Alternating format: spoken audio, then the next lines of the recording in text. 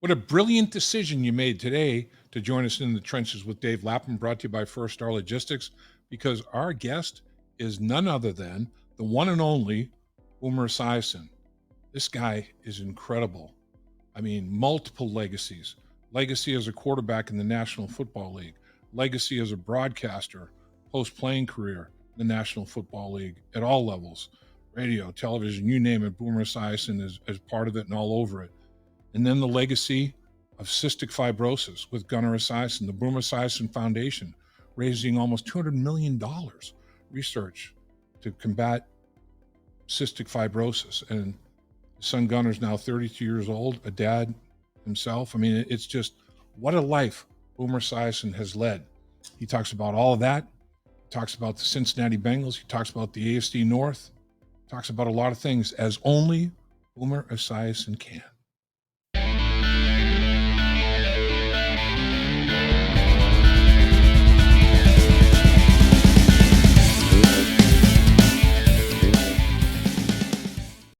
You made a very wise decision to join us in the trenches with Dave Lapham, brought to you by First Star Logistics, as always emanating from our outstanding studios, because we have the most outstanding guest. This is none other than Boomer Esiason. Needs no introduction, but league MVP, National Football League MVP in 88, NFL Man of the Year in 95, four-time Pro Bowler, undisputed leader of men, the best leader I've ever seen, the legendary, the iconic Boomer Esiason. What's up, man? Legendary, iconic. I love that. Good to see you, Dave. Here we go, 2023, and we're hitting the ground running, and there's so much excitement around the NFL. I don't know if you guys know out there in Cincinnati that the Jets ended up trading for Aaron Rodgers. Did you know that? I heard some about that. Man, it sucked the life out of every story in the NFL. Oh my gosh. It's unbelievable. What's your take on that, Boomer? Do you think it's going to be, roses and champagne from It's never roses and champagne here in New York. There'll be some growing pains, I'm sure, but I have to say, Joe Douglas, their GM, put together a really good team.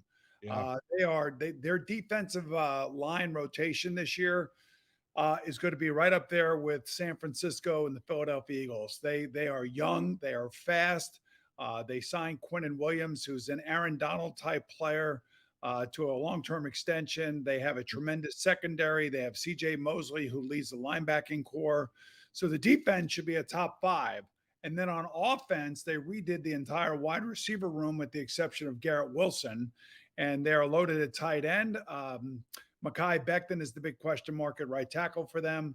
But Aaron Rodgers has been everything that the Jets could have asked for this offseason. He was a part of the OTAs.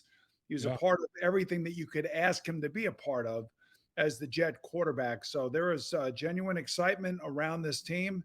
And I think they'll be one of the top four teams in the AFC as we start. So you've got them winning the division and Buffalo as a wild card? I do, actually. And, Miami's a really good team, too. It's the two toughest divisions in the NFL. The toughest division is the AFC North. Yeah. Let's face it. You got defensive players on all four teams that are quality Pro Bowl and all pro type players. You have quarterbacks who have a lot to offer their respective teams. And the one that I'm interested in, other than Joe Burrow, of course, is what Deshaun Watson's going to do with Cleveland. I mean, he hasn't really done much in 2.5 years. If he can somehow get his game right with that defense that they have there, they're going to be a thorn in the side of every offense they play against because of Myles Garrett, of course. But then you think of the Steelers and the Ravens. These four teams could have all four defenses in the top 5 or 6 of the entire NFL if they all stay healthy. Yeah, you're right. I mean, it's crazy. A lot of people are picking, I've seen a lot of prognosticators with 3 AFC North teams in the 7 playoff spots. I mean, it's pretty phenomenal. Pittsburgh's a factor as well. I mean, they're always going to be with Mike Tomlin. There's no question about it. You mentioned Joe Burrow. Boomer, have you ever had any kind of a calf injury like that? Any muscle injury to your calf? I don't have muscles like Joe. Right. Back in the day, I was drinking beer at Flanagan's. I didn't have to worry about pulling anything or ripping anything or any of that stuff. But his last three preseasons, he hasn't really had a chance to do much when you Right. think about it. And all he's done is put up MVP type numbers. Unfortunately, he plays in a conference and also a league that has Patrick Mahomes in it and other guys who are going to throw the ball more than he is. So they'll have a better opportunity to be an MVP. But he's like I told you 4 years ago, he was a special player coming out of college. Yeah. I felt like he was a can't miss player. You saw parts of that his rookie year until he got hurt, but then it really showed itself around week 3, week 4 of his second year, and then ever since then, he and Patrick Mahomes and Josh Allen have been like 1, 2, and 3, and they're all right there. And I think any team in the league would love to have them as their starting quarterback as opposed to the one that's starting for them this weekend. You had great receivers in your heyday, the MVP season in 1988. Led by Eddie Brown, Tim McGee. What about this Bengals trio of Jamar Chase, Tee Higgins, Tyler Boyd? Do you think it might be the best in the National Football League as a trio? Boy, it's right there. I know that Minnesota's loaded at wide receiver. I know the Jets are loaded at wide receiver. Right. So are the Dolphins, and so are the Eagles, for that matter. I mean, there's a lot of great wide receivers all around the league. What makes these wide receivers so great is the trust that the quarterback has in them. And you obviously saw that, Jamar Chase's rookie year, that he and Joe had something special, and it just clicked right off the bat. For me, it was Chris Collinsworth that I finally learned, everything that he was doing. And Right. I didn't even need to call a play. I could just look at him and I knew exactly where he was going to be. And then, of course, Eddie Brown and Tim McGee showed up. And, we had a lot of good wide receivers when I was in Cincinnati. But I don't necessarily know that I had a trio that is as good as the group that they have right now. I mean, they all do something special. The interesting thing for me is that we haven't heard about a contract for Joe Burrow or Tee Higgins. And I can't believe that Tee Higgins is going to start this season without a contract extension. That would be career suicide potentially. Now, most guys in his situation have gotten new numbers and new deals, and most guys have had to bitch their way out of the place that they were playing in order to get that to happen. Right. That's not who T is. I know that. I know he's a different type of guy. He showed up at all the OTAs. He's been very quiet about his contract extension. And that's why I wouldn't be surprised if we hear about this contract or these contract extensions at some point this week, because I can't imagine that those guys would step on the field risking injury when they have, deals in front of them that are probably pretty significant. All right. How about this Twilight Zone scenario? Today is September 5th. We're doing this on Tuesday, September 5th, 2023.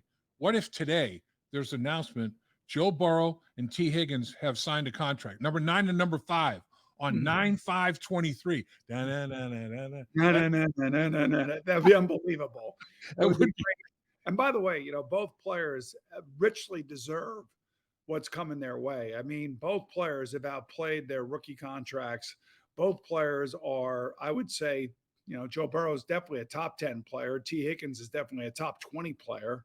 You have to pay them eventually. And this would be a huge risk, especially for Higgins if he doesn't get a deal before the season starts. And I would hope for his sake and for his family's sake and for all of us who are Bengal fans to kind of just take a step back and say, okay, we got him locked up, because they're going to end up having to do Jamar Chase next year. Right. Okay, Boomer. So culture, it's a big buzzword. A lot of teams are using, a lot of organizations are using it now. And you were the orchestrator of a great culture when you played here in Cincinnati. What makes a great culture, and how important is it? Winning and liking each other, and respecting each other. And, when you win and you had the success or have had the success that these guys are having now, the culture is easy. I mean, it's easy to go to work. Everybody wants to show up. Everybody wants to be a part of it. The 88 season, we were coming off the 87 strike. Sam roomed us black and white, offense and defense, that kind of thing. Yep. And that brought us back close together, and to get over the the sting of what the 87 strike did to us. This team really hasn't had to deal with this. As a matter of fact, like 80, I remember 85, 86, we were starting to come into our own offensively. I actually still think 87 was our best team, Hmm. but it was upended by the strike. So it took us a year later to get to the Super Bowl. But Mhm. those 4 years, I feel like that's where the Bengal team of this year is. They're like right in the middle of that window that is really finally opening. And it is open. It's open for them. Terrific defensive coordinator and Lou Anarumo, Zach Taylor and his offensive staff have done a well of a job letting Joe Burrow manage the whole thing. It reminds me a lot of when we were there in the 80s and we were all growing together and we were growing with the coaching staff. The good news is that, Zach has not lost coordinators, coaches off his staff unless he wants them to leave, which brings continuity to that locker room, which is ultimately goes back to the culture of the locker room. But it's about the players and their likability and their respect for one another. So you were talking about the two conference or two divisions within the conference, the AFC East and the AFC North, top to bottom. Do you think the AFC North might be the toughest? I mean, it's you're going to be battle tested coming out of the division. The Bengals won the division 2 years in a row. Since the division has been formed in 2002, nobody has won it 3 years in a row. The Bengals could be the first to do so.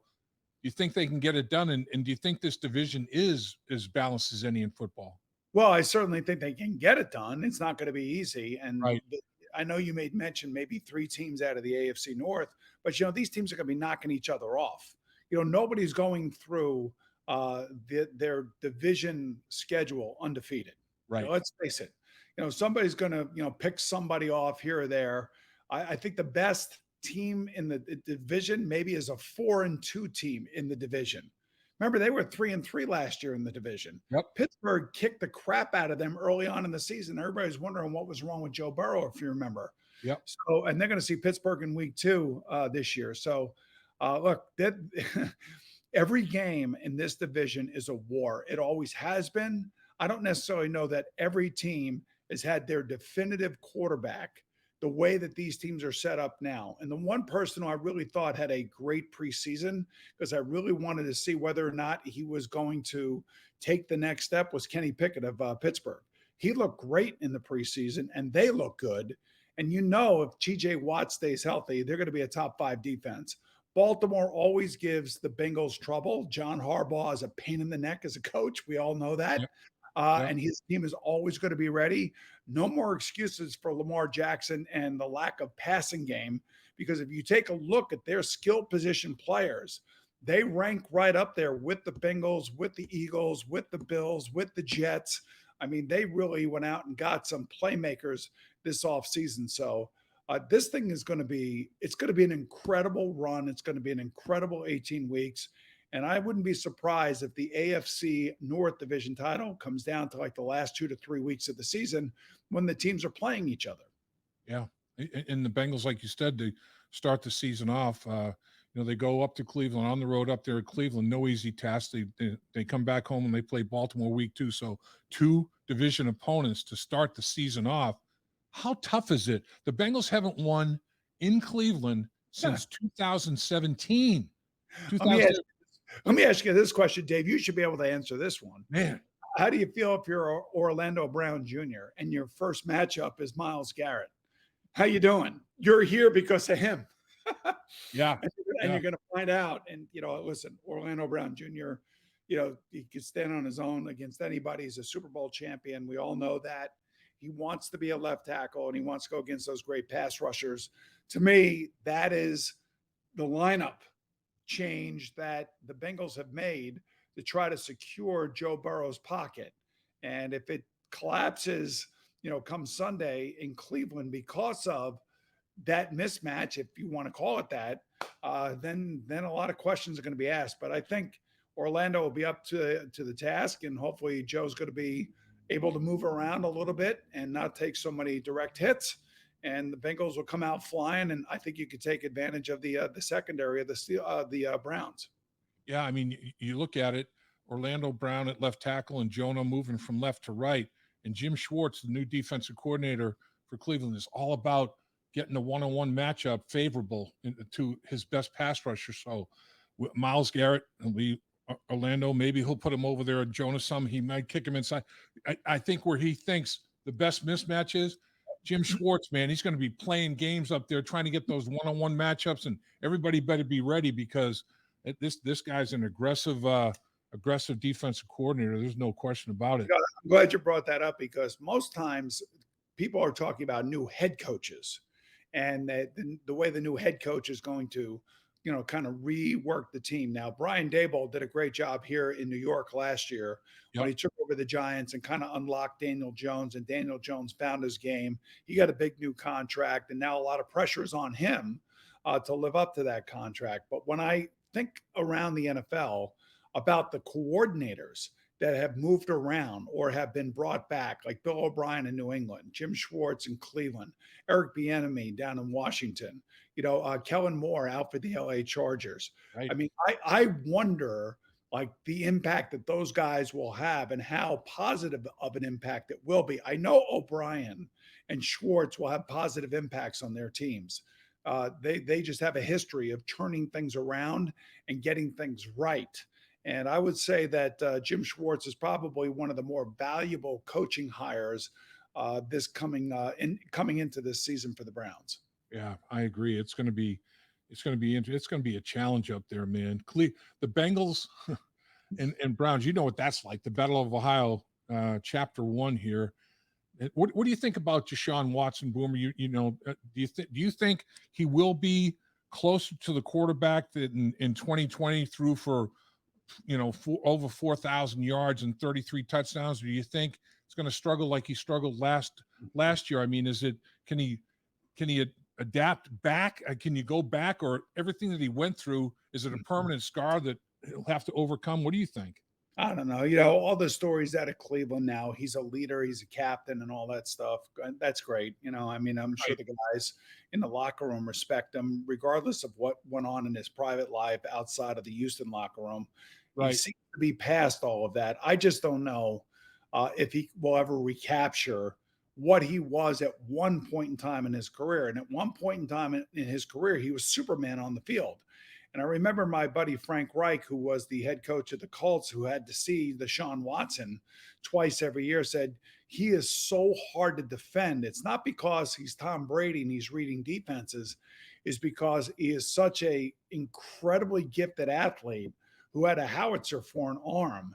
And you had to stay with your receivers 60 yards down the field because eventually, if he doesn't throw it to them, he may break the pocket and just launch it down the field. And remember, he was throwing to DeAndre Hopkins. So those two were like basically what A.J. Green was to Andy Dalton, of course, right. What Jamar Chase and Tee Higgins are to Joe Burrow. So I would I'm not a believer. They gave him a lot of money. The way they wrote the contract, it's almost like they had to bribe him to come to Cleveland. If you remember, initially he wanted to go either to New Orleans or to Atlanta, and he said no to Cleveland until Cleveland did what Cleveland normally does when it comes to quarterbacks, screw it up, and basically said, we're going to give you all this money, no matter who you are or what you did, and we know you're going to be suspended, meaning that you're not going to be playing football for over a year and a half. And his play reflected that. So I think he's a good player now. I don't think he is the great player that he once was. That 4-year stretch you're talking about when he was in Houston, 67.8% completion percentage, better than 2 out of every 3. Quarterback rating over a 4-year stretch of 104.5. I mean, remember his head coach his head coach was Bill O'Brien. Yep. And Bill O'Brien now takes over as the offense coordinator. He goes back to New England, as I was just telling you. And when Bill O'Brien was last in New England as an offense coordinator, New England had the number 2 offense in football and had the number 1 or number 2 offense in the red zone. So there's a guy who knows what he's doing, knows how to handle quarterbacks. I think Deshaun's performance under him showed that, and I'm sure Mac Jones's performance will show that this year under him up in New England. All right, Boomer.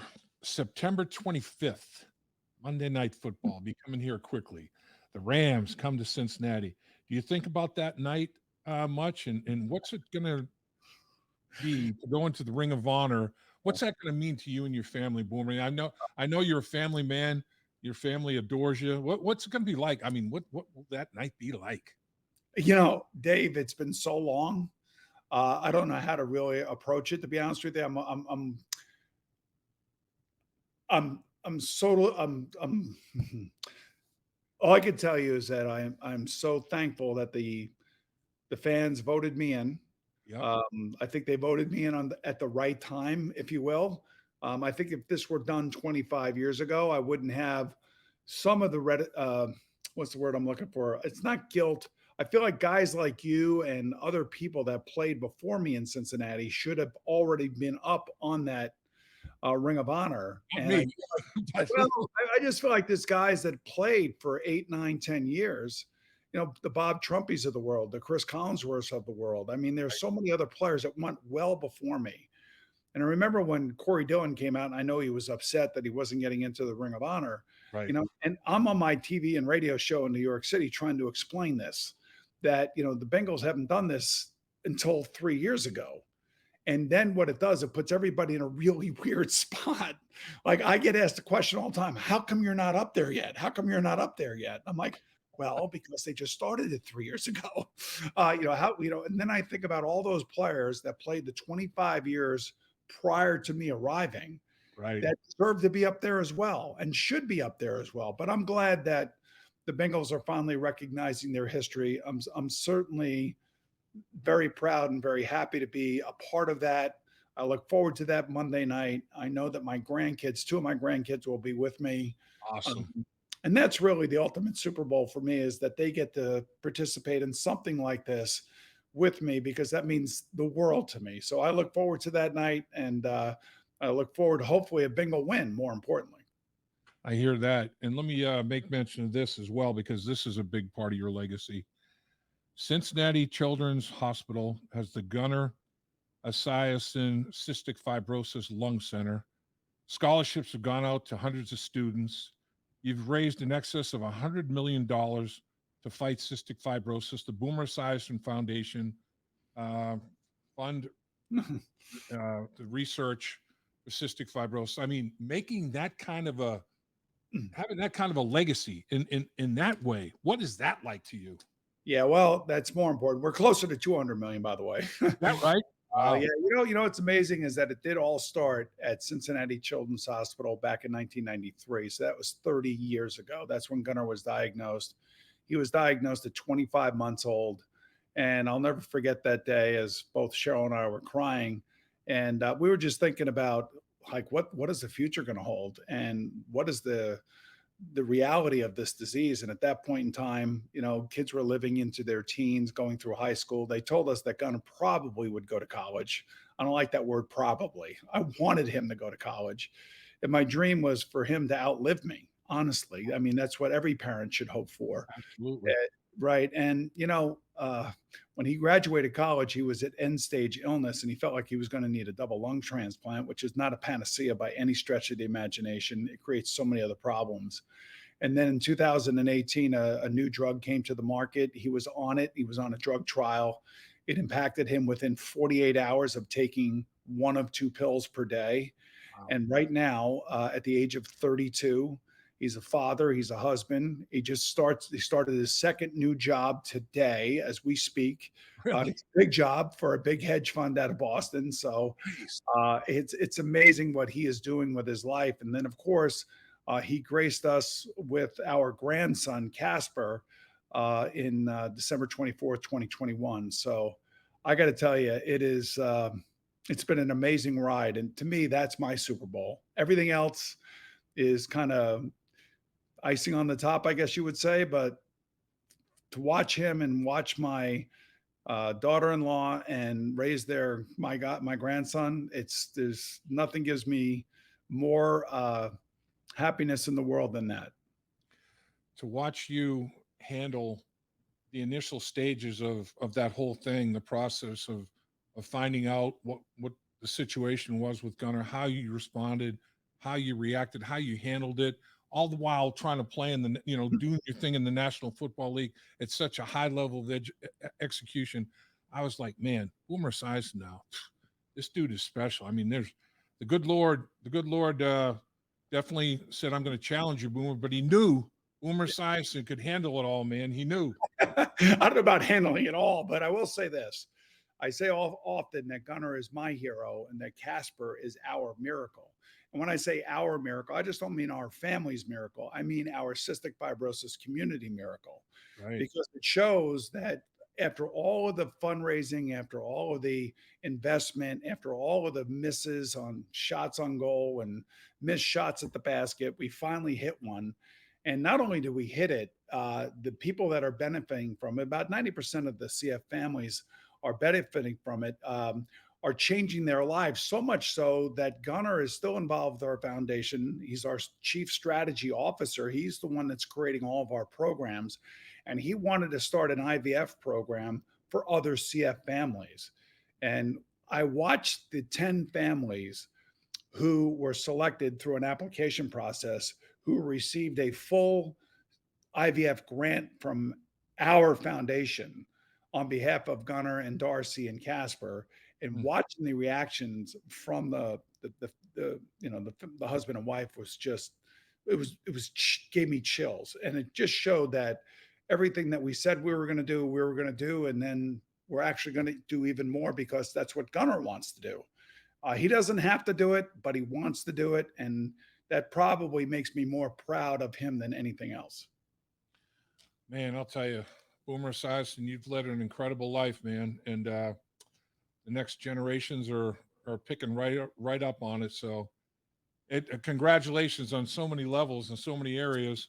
And certainly do appreciate you carving time to join us in the trenches, my man, as always. And look, I'll be watching you, listening to you. You're all over TV, radio. You are the man, Boomer Esiason. Just remember, Dave, you work the hardest, you're known the least, but who cares, for you are the reason. That is the offensive lineman's prayer in the trenches.